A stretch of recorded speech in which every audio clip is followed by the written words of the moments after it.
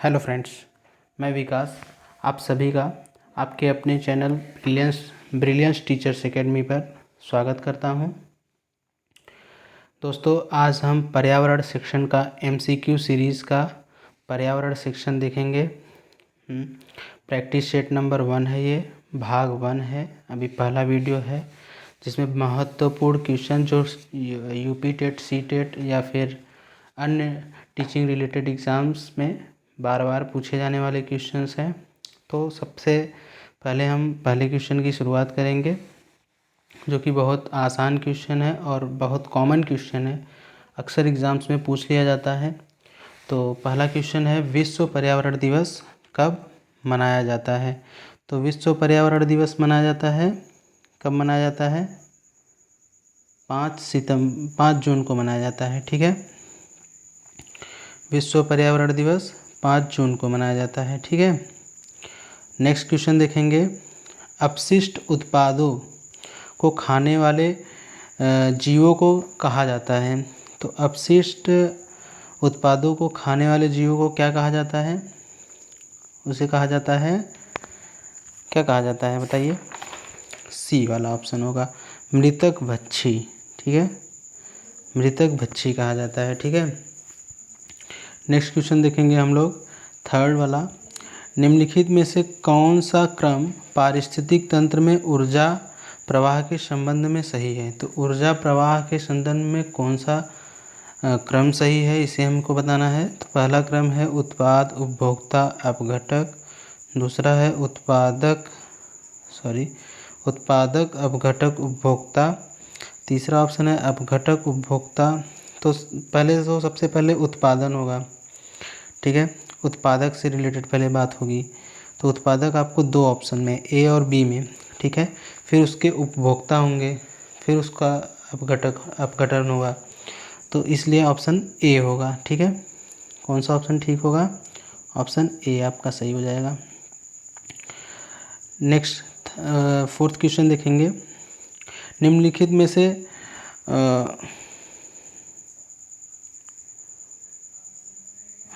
निम्नलिखित में से कौन सा जैवमंडल का अजैविक घटक नहीं है? अजैविक घटक नहीं है पूछा है।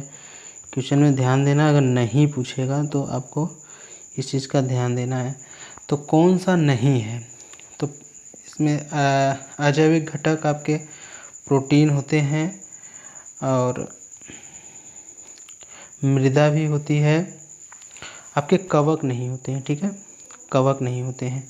तो फोर्थ हो गया। फिफ्थ क्वेश्चन देखेंगे, नेक्स्ट क्वेश्चन, 5वां क्वेश्चन देखेंगे, घास भूमि क्षेत्र के पारितंत्र की खाद्य श्रृंखला में सबसे उच्च स्तर के उपभोक्ता होते हैं। तो घास भूमि क्षेत्र के पारितंत्र की खाद्य श्रृंखला में सबसे उच्च स्तर के उपभोक्ता होते हैं। तो सबसे उच्च स्तर के उपभोक्ता क्या होते हैं? इसमें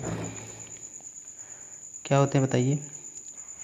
6वां क्वेश्चन, इसका आंसर हो जाएगा बी, मांसाहारी होते हैं। ठीक है, मांसाहारी होंगे। ठीक है, नेक्स्ट देखेंगे 6th क्वेश्चन, पारिस्थितिक तंत्र में ऊर्जा का मुख्य स्रोत है। पारिस्थितिक तंत्र में ऊर्जा का मुख्य स्रोत क्या है? ऊर्जा का मुख्य स्रोत आपका सूर्य का प्रकाश होगा। ठीक है, सूर्य का प्रकाश होगा। पारिस्थितिक तंत्र में ऊर्जा का मुख्य स्रोत सूर्य का प्रकाश होगा। ठीक है, नेक्स्ट क्वेश्चन देखते हैं, 7th क्वेश्चन देखेंगे, खाद्य श्रृंखला द्वारा घातक रसायनों की निरंतर बढ़ती मात्रा कहलाती है। खाद्य श्रृंखला द्वारा घातक रसायनों की निरंतर बढ़ती मात्रा क्या कहलाएगी? आपका जैव सांद्रण कहलाएगी। ठीक है, इसका ऑप्शन हो जाएगा आपका बी वाला। नेक्स्ट क्वेश्चन देखेंगे, 8वां क्वेश्चन, पारितंत्र शब्द का गठन किसने किया था? तो पारितंत्र शब्द का गठन कौन किया था? पारितंत्र शब्द का गठन किसने किया था? ऑप्शन क्वेश्चन नंबर 8 है, आंसर क्या हो जाएगा इसका? 8वें का सी आंसर हो जाएगा। ठीक है, टेंसले कौन किया था? टेंस लेने किया था, ठीक है। और नेक्स्ट क्वेश्चन देखेंगे, नवा क्वेश्चन देखेंगे। अमृता देवी बिश्नोई ने किस वृक्ष की रक्षा हेतु अपनी जान की बलि दी?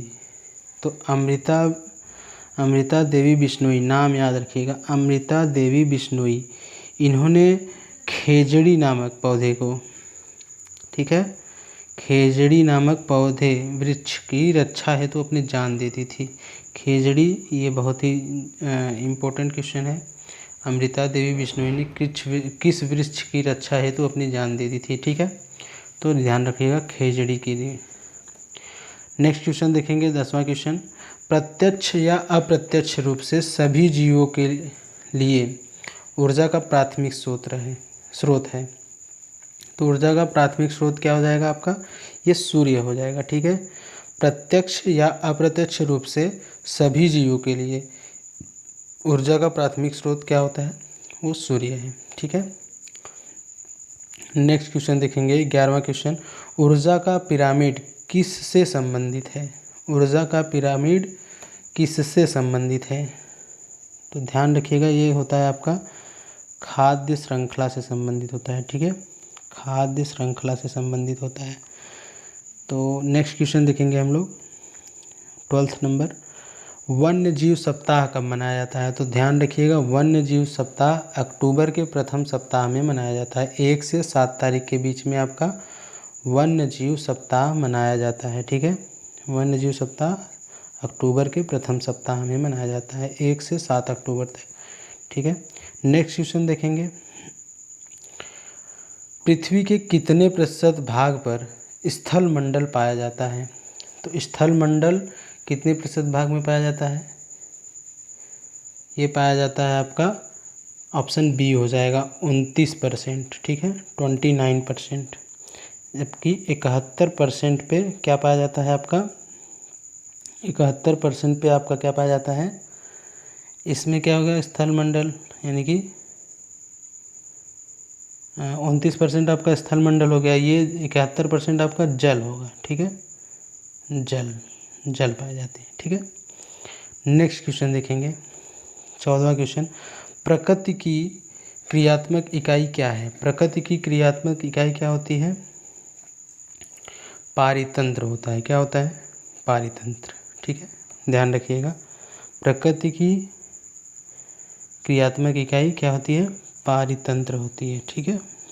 नेक्स्ट क्वेश्चन देखेंगे, 15 नंबर।